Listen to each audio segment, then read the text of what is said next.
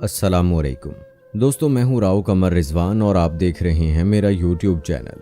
चचा के 2 बेटे थे, जबकि इकलौती बेटी माहपारा मुझसे 2 बरस छोटी थी। वो बहुत खूबसूरत थी। हम दोनों की तबीयत एक जैसी थी। हमें भी हमारे वालिदैन की तरह आपस में बहुत प्यार और मोहब्बत था। कोई बात एक दूसरे से नहीं छुपाते थे। ये उन दिनों की बात है जब मैं FSC कर रही थी और मुनज़्ज़ा मैट्रिक में थी। एक लड़का बार बार हमारे घर फ़ोन करता और मुझसे बात करने की कोशिश करता।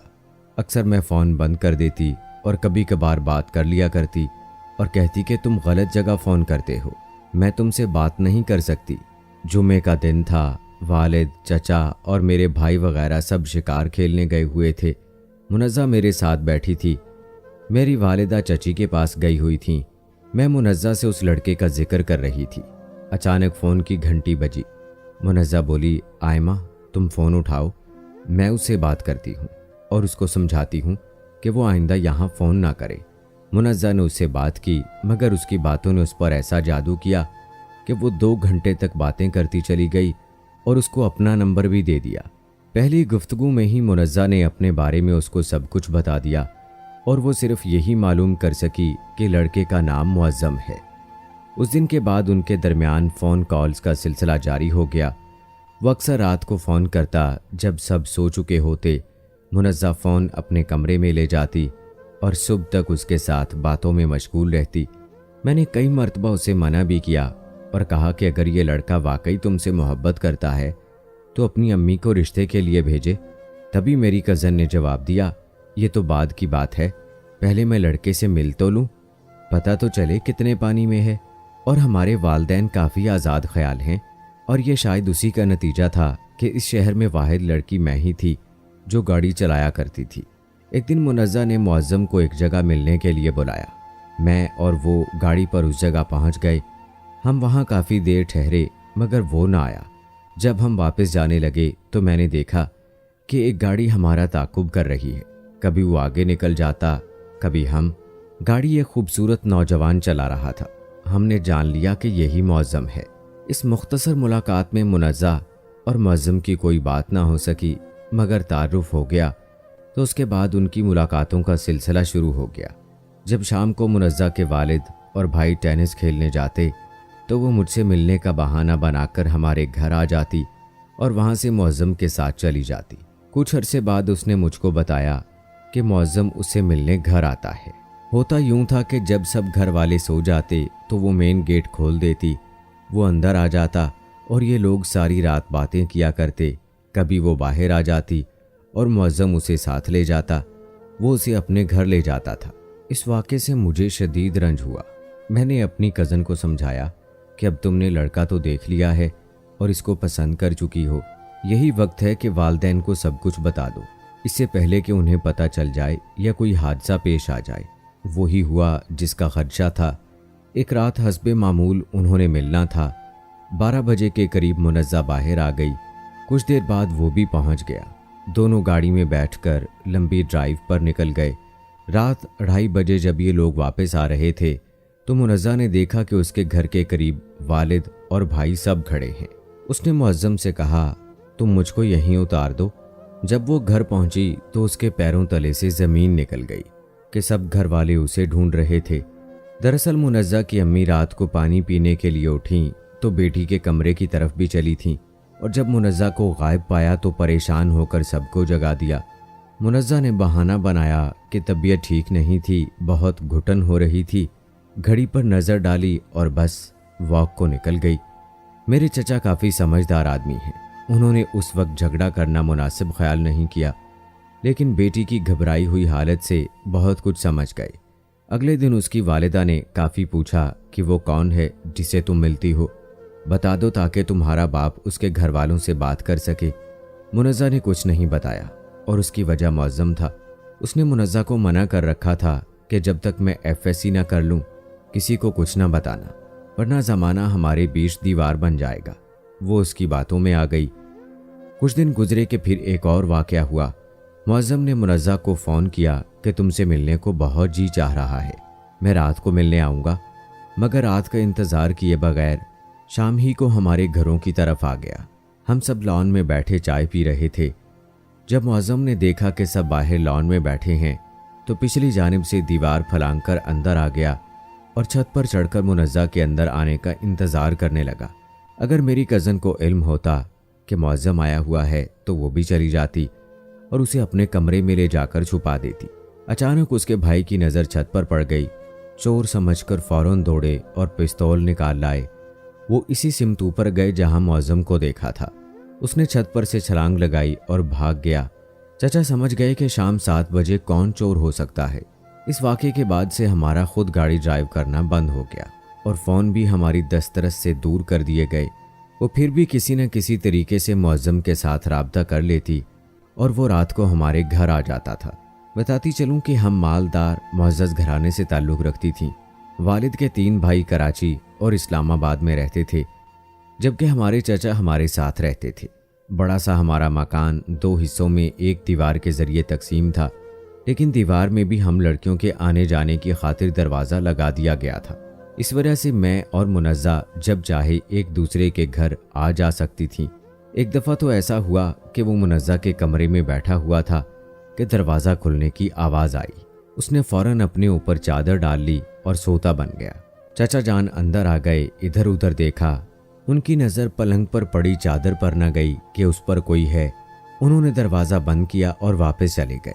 मुअज्जम ने एक गलती ये भी की कि मुनज़्ज़ा के बारे अपने एक दोस्त को सब बातें बताता रहा। उस लड़के का दीगर गलत किस्म के लड़कों के साथ उठना बैठना था। उन आवारा मिजाज लड़कों ने तमाम वाक़यात दूसरे अपने कुमाश के लड़कों को बताए। यहाँ तक कि मुअज्जम और मुनज़्ज़ा के दरमियान जो गुफ्तगू भी होती वो दूसरे लड़कों तक पहुँचती रहती। यूँ मेरी कज़न सारे शहर में बदनाम हो गई। उसके चर्चे गली गली होने लगे और लड़कों ने मुनज़्ज़ा को फ़ोन करके तंग करना शुरू कर दिया। आए दिन हमारे घर में भी रॉन्ग नंबर आने शुरू हो गए। इस तरह ये तमाम बातें मोहल्ले के एक लड़के के ज़रिए मुनज़्ज़ा के भाई के कानों तक पहुंच गई। जब उसके भाइयों को इल्म हुआ तो घर आकर उन्होंने बहन को बहुत मारा और पिस्तौल निकालकर उसको शूट करने लगे।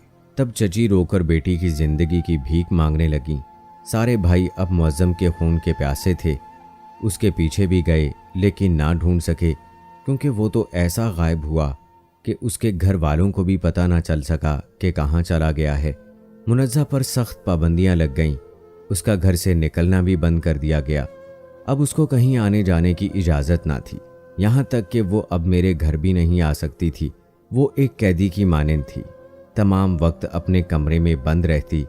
मुझको उस पर तरस भी आता था। कहाँ इतनी आज़ादी से जी रही थी और कहाँ अब खुले आसमान के लिए तरस रही थी। 3 माह बाद मुअज्जम की वालिदा अचानक हमारे चचा के घर रिश्ता लेने आ गई। चचा जान पहले ही बिफरे हुए थे। उनका गुस्सा बरहक था कि पहले तो हमें सारे शहर में बदनाम कर दिया और अब रिश्ता लेने आ गए। अगर रिश्ता ही लेना था तो पहले आते। बहरहाल चचा ने साफ इनकार कर दिया। ये भी कहा कि मुअज्जम को कहीं और भेज दो। हमें हमारे मोहल्ले में दिखाई दे गया तो मैं अपने आप पर काबू ना रख सकूंगा और कुछ कर बैठूंगा। मुअज्जम की माँ दुखी होकर रोती धोती चली गई। उधर मुनज़्ज़ा ने खाना पीना छोड़ दिया और बीमार पड़ गई। चाची उसे कभी गुस्से से और कभी प्यार से समझाते, मगर उसकी समझ में कुछ ना आता। उसके सर पर अभी तक इश्क का भूत सवार था। उधर उसके भाई मुसलसल मुअज्जम को धमकियां भेज रहे थे कि ये शहर छोड़कर कहीं चले जाओ वरना हम तुमको ख़त्म कर देंगे। बिलाखिर वो अपना शहर छोड़कर कराची चला गया। हालात वक्त के साथ आहिस्ता आहिस्ता दुरुस्त होना शुरू हो गए। 2 साल का अरसा बीत गया। मुअज्जम के घर वालों ने यह मशहूर कर दिया कि वो मज़ीद तालीम के लिए बैरून मुल्क चला गया है। हम अपने एक चचाजाद भाई की शादी के सिलसिले में कराची गए थे। वहाँ बाज़ार में मुनज़्ज़ा को मुअज्जम मिल गया और देखते ही देखते वो हमारी नज़रों से गुम हो गए। जब हम घर गए तो चचा जान ने खूब डांटा। काफ़ी परेशानी थी। हम 2 दिन तक ढूंढते रहे, मगर कराची जैसे शहर में वो हमें कहाँ मिल सकती थी। तीसरे दिन वो खुद ही आ गई और चचा को थामा। बहुत समझा बुझाकर राज़ी किया कि अब क्या हो सकता है, लड़की ने अपनी मर्जी कर ली है, अब इज्जत से रुखसती करो, इसमें सारे ख़ानदान की भलाई है। हमारे ये ताया अब्बू कराची में रहते थे। उन्होंने चचा से वादा किया कि घर जाकर मुनज़्ज़ा को कुछ मत कहना, बल्कि इसकी रुखसती की तैयारी करना। जब हम घर वापस आ गए तो मजबूरन चचा को अपनी इज्जत बचाने की खातिर ان کی دوبارہ شادی کرنی پڑی اور برادری کو بلا کر باقاعدہ رخصت کیا تاکہ لوگ باتیں نہ بنائیں۔ یوں وہ جس لڑکے کے خون کے پیاسے تھے وہ انہی کے ہاتھوں سے ان کی بیٹی لے گیا۔ منزہ کی شادی تو ہو گئی اور اس شادی کو 10 برس بھی گزر گئے، مگر اس کے بعد باپ اور بھائیوں نے اس سے کوئی ناتا نہ رکھا۔ محلے میں برے لڑکوں نے البتہ جو باتیں پھیلائیں اس کا اثر مجھ پر بھی ہوا کہ ہم رہتے تو ایک ہی گھر میں تھے اور میں بھی اسی خاندان سے تھی، لہٰذا اس کے بعد میرا رشتہ کوئی نہ آیا۔ میں سوچتی تھی کہ اس تمام قصے میں بھلا میرا کیا قصور تھا۔ میں تو اس کو سمجھایا کرتی تھی کہ منزہ باز آ جاؤ اور والدین کو بتا دو، کم از کم ماں کو ہی آگاہ کر دو، مگر وہ نہ مانتی تھی۔ منزہ نے نہ صرف اپنی زندگی خراب کی بلکہ میرا مستقبل بھی خاک میں ملا دیا۔ ہم جس چھوٹے سے شہر میں رہتے تھے وہاں سب ایک دوسرے کو جانتے تھے، اسی سبب اب لوگ مجھے بھی اس جیسا سمجھتے تھے۔ بالآخر اسلام آباد والے چچا کو خیال آیا کہ جب تک آئمہ وہاں ہے اس کی شادی کسی اچھے گھرانے میں ممکن نہیں ہے۔ انہوں نے والد صاحب کو سمجھایا اور زمین بکوا کر ان کو اسلام آباد شفٹ کیا۔ یہاں چچا کے ایک پڑوسی کی بیگم کی نظر مجھ پر پڑی تو بار بار ان کا آنا جانا ہونے لگا اور انہوں نے اپنے لڑکے کے لیے میرا رشتہ مانگ لیا۔ اس طرح دیر سے صحیح میرا گھر بس گیا اور والدین کی فکر ہٹی۔ سوچتی ہوں منزہ تو آج جیسی تیسی زندگی گزار ہی رہی ہے، مگر ہم بہنوں کے رشتے میں کتنے کانٹے بکھیر گئی ہے، اور یہ سب اس وجہ سے ہوا کہ ہم ایک چھوٹے سے شہر میں رہتے تھے۔ بڑے شہر میں پڑھے لکھے گھرانوں میں بھی اب لڑکے اور لڑکی کی مرضی کو شادی کو اہمیت دی جاتی ہے، اور پسند کی شادی اب اتنی بڑی خطا نہیں رہی کہ جس کی سزا تمام خاندان کی لڑکیوں کو بھگتنی پڑے۔ اگر کوئی پسند ہے تو اس کے بارے اپنے گھر والوں کو بتائیں، اگر وہ مان جائیں تو خوشی سے رشتہ کریں اور زندگی کے ساتھی بن جائیں۔ ایسے چوری چوری مل کر نہ اپنی اور نہ خاندان کی عزت مٹی میں ملائیں۔ کیسی لگی کہانی کمنٹ باکس میں ضرور بتائیں۔ ملتے ہیں اگلی ویڈیو میں، تب تک کے لیے اللہ حافظ۔